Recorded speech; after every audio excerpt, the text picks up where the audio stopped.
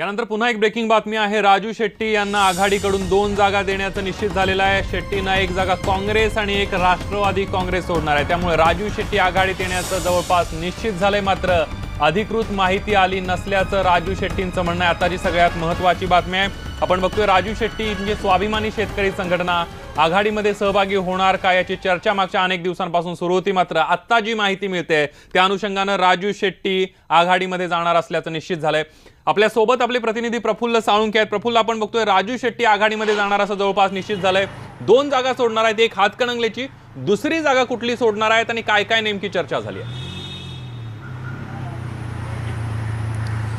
संदीप, आज राष्ट्रवादी काँग्रेसची आज महत्त्वपूर्ण बैठक मुंबईमध्ये पक्षाचे अध्यक्ष शरद पवार यांच्या उपस्थितीत झाली। काल शरद पवार आणि राजू शेट्टी यांचं जे जागा वाटपाच्या संदर्भात जे बोलणं आहे ते काल झालं होतं आणि त्यानंतर आज या बैठकीमध्ये काय चर्चा या ठिकाणी होईल तो प्रश्न मर्यादित होता।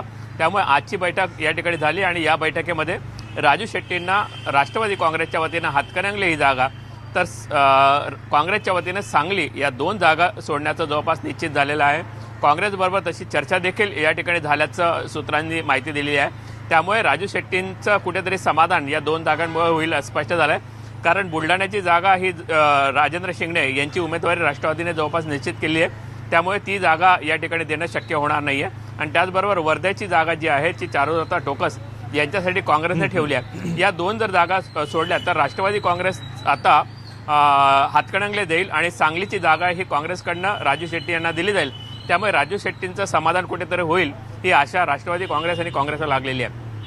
अगदी प्रफुल्ल, धन्यवाद तुम्ही दिलेल्या संपूर्ण माहितीबद्दल। आपल्यासोबत आपले कोल्हापूरचे प्रतिनिधी संदीप राजगोळकर आहेत। संदीप, आपण बघतोय स्वाभिमानी शेतकरी संघटना आघाडीमध्ये जाणार आहे हे जवळपास निश्चित झालंय। 2 जागा देणार असं सुद्धा कळतंय, काय सांगाल या सगळ्याबद्दल? संदीप, आता प्रफुल्लनं सांगितल्याप्रमाणे जर हातकणंगलेची जागा तर सोडावीच लागणार होती राष्ट्रवादी काँग्रेसला राजू शेट्टी यांच्यासाठी, पण दुसरी महत्वाची जी आता प्रफुल्लनं माहिती दिली आहे त्यानुसार जर सांगलीची जागा सोडली तर ऊस पट्ट्यामध्ये स्वाभिमानी शेतकरी संघटनेचे 2 खासदार होऊ शकतात। आपल्याला माहिती आहे आंदोलनामुळे, ऊसाच्या आंदोलनामुळे आणि एफआरपीच्या मुद्द्यावर खरं तर राजू शेट्टी हे आता खासदार झालेले आहेत। बुलढाण्याच्या आणि वर्ध्याच्या जागेबाबत राजू शेट्टी कॉम्प्रोमाइज करतात का हे देखील पाहावं लागणार आहे। मात्र ज्या वेळेला राष्ट्रवादी काँग्रेसकडून घोषणा झाली की शेट्टींसोबत चर्चा झालेली आहे त्यानंतर मी स्वतः राजू शेट्टींशी संदीप बोललेलो आहे। मात्र अजूनपर्यंत अधिकृत माझ्याकडे कुठलीही माहिती आलेली नाही असं राजू शेट्टींनी सांगितलंय। आणि महत्वाचं म्हणजे आज सकाळपासून म्हणजे काल शरद पवारांचा आणि राजू शेट्टी यांचा फोन झाला होता, मात्र आज सकाळपासून काँग्रेस किंवा राष्ट्रवादी काँग्रेसच्या मधल्या कुठल्याही नेत्याकडून राजू शेट्टी यांना फोन आलेला नाही आहे। अगदी संदीप, जर सांगलीची जागा स्वाभिमानी शेतकरी संघटनेला मिळाली तर कोण उमेदवार असेल सांगलीतनं?